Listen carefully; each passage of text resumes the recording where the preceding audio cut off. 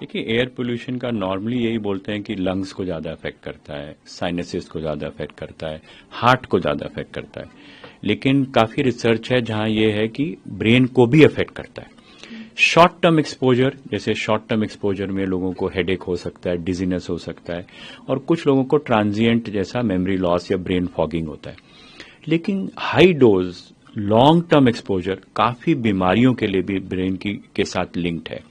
Alzheimer disease जैसे dementia है, Parkinson's disease, बच्चों में अगर मदर्स को एक्सपोजर है तो जैसे बच्चों में एडीएचडी जिसको अटेंशन डेफिसिट डिसऑर्डर बोलते हैं, ऑटिज्म आना बच्चों में है, तो काफ़ी डिजीजेस के साथ ये लिंक्ड है। और मोस्ट इंपॉर्टेंट जो रिसर्च हो रही है कि स्ट्रोक का इंसिडेंस भी हाई पोल्यूशन के एक्सपोजर के साथ हो जाता है, क्योंकि जो ये पार्टिकुलेट मैटर है, ये पार्टिकुलेट मैटर जो है इन्फ्लेमेशन क्रिएट करता है ब्रेन में, ऑक्सीडेटिव स्ट्रेस बोलते हैं उसको, और ये इन्फ्लेमेशन जो है ये ब्लड ब्रेन बैरियर को ऑल्टर करता है, इन्फ्लेमेशन को करता है, ब्लड वेसल्स को ऑल्टर करता है। तो इसमें स्ट्रोक का इंसिडेंस जो है वो भी बढ़ जाता है अगर हाई एक्सपोजर हो जाए टू एयर पोल्यूशन।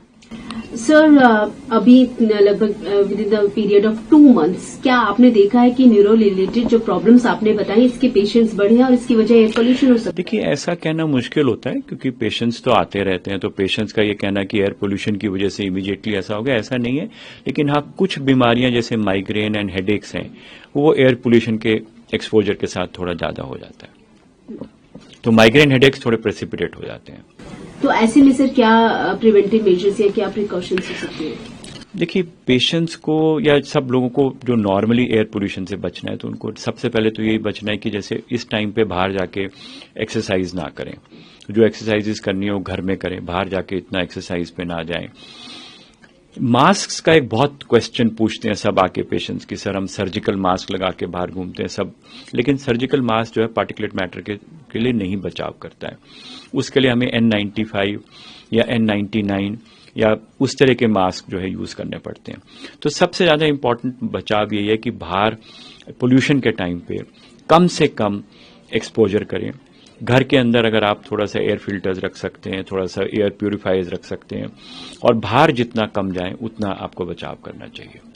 और सर्जिकल मास्क इंपॉर्टेंट है कि सर्जिकल मास्क, बहुत लोग आप देखते होंगे सर्जिकल मास्क लगा के घूमते हैं, उससे ज्यादा प्रोटेक्शन नहीं होता है। सर, जैसे कि पहले की अगर सालों की बात करें या फिर कुछ सालों से, जब से लगभग 10 सालों से एयर पोल्यूशन की जो प्रॉब्लम है वो ज्यादा एग्जैजरेट हुई है, तो इस सालों में आपको लगा है कि ये भी एक कारण हो सकता है?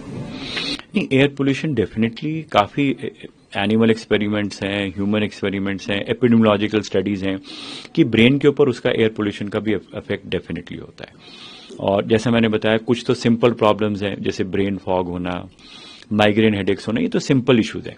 लेकिन उसका ब्रेन के अंदर और डैमेजिंग बीमारियां जैसे स्ट्रोक का हो जाना, ब्रेन का श्रिंकेज होना जिससे डिमेंशिया होने के चांसेस हो जाते हैं, पार्किंसन जैसी न्यूरोडिजेनेटिव डिसऑर्डर्स, इनके साथ जो लिंक आ रहा है वो एक बहुत वरिंग एस्पेक्ट है। उसका कोई डेफिनेट प्रूफ नहीं है, बट एक डेफिनेटली एक इनिशियल रिसर्च जो है वो ये दिखाती है कि जैसे पार्टिकुलेट मैटर जो हमारी कोएगुलोपैथी करती है, ऑक्सीडेटिव स्ट्रेस करती है और हार्ट अटैक्स का इंसिडेंस बढ़ता है, उसी तरह से ब्रेन के स्ट्रोक्स का भी इंसिडेंस बढ़ता है। और लॉन्ग टर्म एक्सपोजर जैसे सालों साल जो रहता है तो आगे जाके ब्रेन की श्रिंकेज होने के चांसेस होते हैं, जिसमें डिमेंशिया, पार्किंसंस और छोटे बच्चों में जैसे एडीएचडी, ऑटिज्म की बीमारियां होने के चांसेस ज्यादा होते हैं।